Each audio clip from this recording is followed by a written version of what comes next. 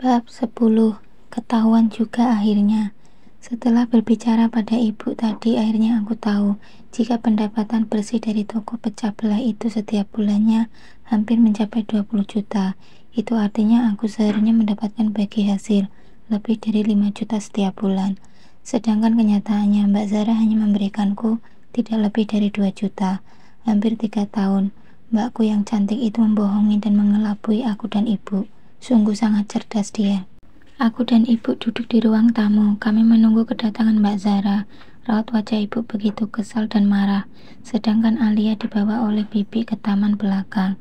Tak baik untuk anakku mendengar perdebatan para orang tua, apalagi hanya pembahasan perihal harta. Setelah menunggu hampir 1 jam, akhirnya wanita bertubuh tambun itu datang. Dulu tubuh Mbak Zara juga sama kurusnya denganku. Semenjak menikah dan memiliki anak, ia menjadi semakin berisi. Mungkin karena hidupnya yang enak dan makmur, rumah serta mobil sudah ia miliki. Hasil bagiannya saja sudah cukup membuat dia hidup mewah, apalagi ditambah bagian aku yang ia makan. Mbak Zara menghampiri kami. Ia berjalan begitu santai seperti tak ada dosa. "Ada apa sih, Bu?" manggil aku datang kemari. "Toko lagi ramai, kasihan Mas Hadi. Ia pasti kerepotan di sana," gerutu Mbak Zara. Ia membanting pantat lebarnya itu ke atas sofa, membuat aku yang duduk di sebelahnya menjadi sedikit terguncang. "Berapa uang yang kamu kirimkan pada Zalia, Zara?" tanya ibu langsung pada intinya. Mbak Zara tampak terkejut. Ia menoleh ke arahku dengan mata tajamnya. Aku tahu jika ia pasti menuduhku yang sudah mengadu atas semua ini. Mbak Zara kembali menoleh ke arah ibu. Ia menelan ludah melihat wajah ibu yang mengeras. "Sesuai dengan yang ibu arahkan," jawabnya. "Bohong." Aku begitu yakin Mbak Zara bohong, bukan dari cerita ibu, tapi dari jari tangannya yang saling berkait. Mbak Zara memiliki kebiasaan, jika ia takut atau grogi, ia akan menggenggam erat kedua tangannya dan membuat ibu jari salah satunya menggaruk ibu jari yang lain. Sedangkan saat ia sedih dan kecewa, wanita itu biasanya menokok-nokok jari telunjuknya ke atas paha atau meja. Hanya aku yang tahu akan kebiasaannya itu. Mbak Zara tak mau semua orang tahu, termasuk ibu. "Zalia," jawab ibu, "berapa yang dikirim Zahra setiap bulan padamu?" tanya ibu. Mbak Zara menatap ke arahku, memberi kode dengan matanya agar aku tak memberitahukan kebenarannya pada ibu. 2 juta, jawabku jujur. "Apa maksud semuanya ini, Zara? Kenapa kamu cuma mengirimkan Zalia sebesar 2 juta? bentak ibu. Itu. Mbak Zara terbata menjawab pertanyaan itu.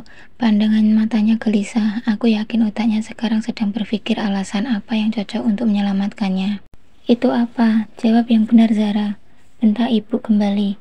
Sepertinya ibu mulai murka karena Zala yang memintanya segitu padaku. Dia bilang 2 juta saja sudah cukup untuknya, sedangkan sisanya minta tolong untuk aku simpan. "Dali Mbak Zara," aku sampai menggelengkan kepala. Sungguh hebat kakak perempuanku ini dalam bersandiwara. "Benarkah?" ujar ibu menyelidik. "Iya benar, iya kan Zalia?" Au, aku meringis saat tangan Mbak Zara mencubit pinggangku dari belakang. "Baik, kalau begitu, itu artinya tabungan Zalia ada padamu banyak. Kebetulan Zalia butuh modal, jadi ibu harap kamu keluarkan uang bagian Zalia 2 hari lagi." Mbak Zara terkejut, keringat dingin mulai muncul di pelipisnya. Aku tersenyum simpul melihat Mbak Zara yang gelisah akibat terjebak dengan ucapannya sendiri.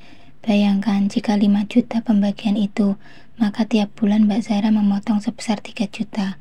3 juta selama 3 tahun. Itu artinya ia harus mengembalikan padaku sebesar 100 jutaan padaku. Sungguh itu adalah nominal yang sangat banyak untukku. Banyak hal yang bisa aku lakukan dengan uang itu, termasuk membuka toko roti yang aku inginkan. Tapi bagi Mbak Zara yang kikir, aku yakin dia nggak akan mungkin mau mengeluarkan uang sebanyak itu dengan mudah. Aku harus memprovokasi ibu agar Mbak Zara mengembalikan uang itu padaku. Lagi pula itu adalah hakku. "Iya Bu, ibu benar, aku butuh uang untuk modal. Jadi aku harap Mbak Zara segera mengembalikan hakku," ujarku penuh penekanan. Aku melirik ke arah Mbak Zara, seringai keluar dari sudut bibirku. "Baik Bu, akan aku transfer uang itu ke dalam rekening Zalia secepatnya." Mbak Zara membalas lirikan mataku dengan tajam. Firasatku akan ada burik yang akan ia rencanakan lagi. Otakku kembali berputar, memikirkan cara selanjutnya. Jika Mbak Zara tidak mengembalikan uang itu padaku, aku tentu tak mau tinggal diam. Aku butuh uang itu untuk modal usaha dan biaya hidup anakku. Tenang Zalia, tenang. Aku pasti bisa mendapatkannya kembali. Sudah 2 hari waktu berlalu, tapi Mbak Zara belum juga mentransfer uang yang ia janjikan padaku dan ibu. Semenjak ketahuan mengambil hakku, ia juga tidak datang lagi ke rumah ibu. Sedangkan nomor ponselnya sangat susah untuk dihubungi. Aku bisa saja mengadukannya pada ibu dan membuat ibu marah padanya. Aku tahu Mbak Zara sangat takut jika ibu mengambil alih kembali toko yang sedang ia kelola. Tapi aku segan merepotkan ibuku itu. Lagi pula akan terasa tidak seru jika masalah ini langsung selesai karena campur tangan ibu. Siang ini aku memutuskan pergi ke toko pecah belah ibu menggunakan motor metik yang dulu aku pakai saat zaman sebelum nikah. Ibu dan bapak tidak menjualnya. Mereka bilang sayang jika dijual. Banyak kenangan masa gadisku di motor itu, sebab motor itu adalah motor yang dibelikan bapak tepat di hari ulang tahunku yang ke-20. Sesampainya di teras toko, aku memarkirkan motor metikku. Suasana toko benar-benar ramai siang ini, karena toko ibu juga merupakan grosir yang mana banyak pedagang kaki lima yang mengambil barang dagangan mereka ke sini. Belum sempat aku melangkahkan kaki memasuki toko, ada seseorang yang aku kenal menghampiriku dengan senyum ramah. Ada Neng Zalia, apa kabar? Sudah lama nggak nampak. Neng Zalia tambah cantik aja, sapa Mang Nanang. Salah satu karyawan ibu. Mang Nanang sudah bekerja lama di toko ini, sejak aku masih SMP. Kabar baik, Mang. Iya, Zalia baru kali ini sempat mampir, Mang, jawabku ramah. Mataku melirik ke dalam toko lalu menoleh ke arah Mang Nanang. Toko makin maju saja ya, Mang, tanyaku berbahasa basi. Alhamdulillah, Neng, sejak dikelola oleh Mas Hadi, toko semakin makmur. Omset juga menanjak drastis, ujar Mang Nanang.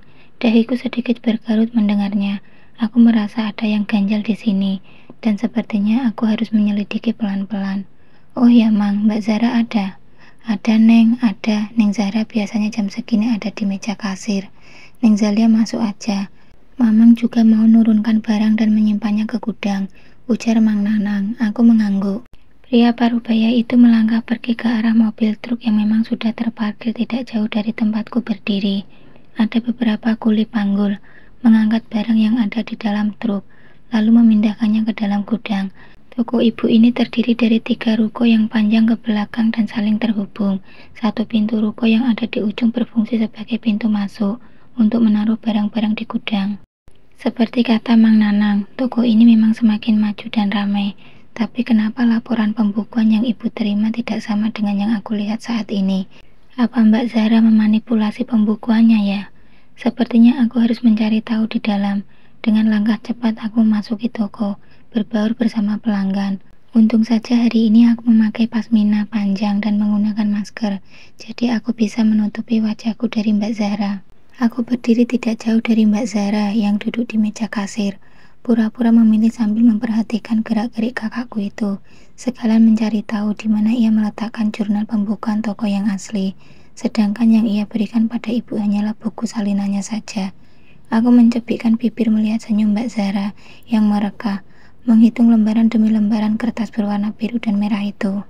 Tak ia pedulikan suaminya yang pontang-panting kesana kemari melayani para pembeli, menurunkan barang-barang dari atas rak untuk pelanggan. Aku sampai mengelus dada melihat baju yang digunakan Mas Hadi, sebuah kaos lusuh dan sobek di bagian ketiaknya.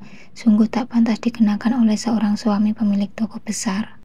Maaf Mbak, apa ada lagi yang mau Mbak beli? Soalnya dari tadi Mbak cuma megang-megangin mangkok plastik ini saja, tegur seorang pelayan. Wanita berhijab dengan tubuh mungil tapi agak sedikit ketus.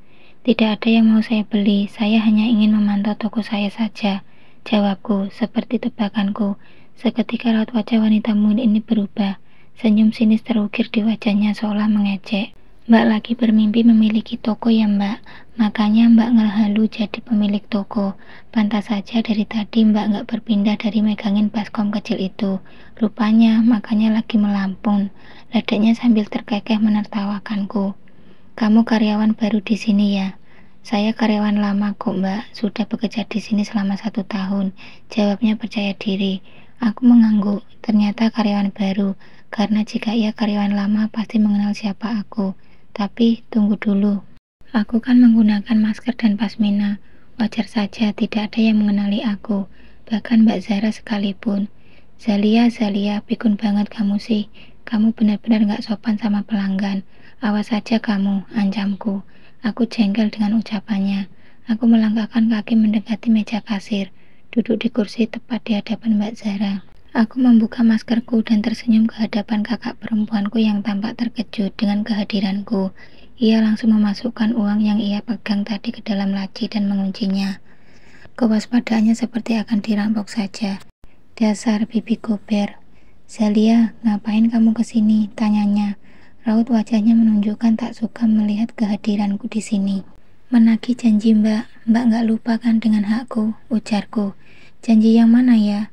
Hak yang mana? Hakmu kan sudah Mbak kirim setiap bulan. Jawabnya pura-pura tidak tahu. Aku tersenyum sinis padanya. Ia pikir aku akan diam saja dengan sikapnya seperti ini. Tidak akan, aku bukan lagi Zalia yang dulu.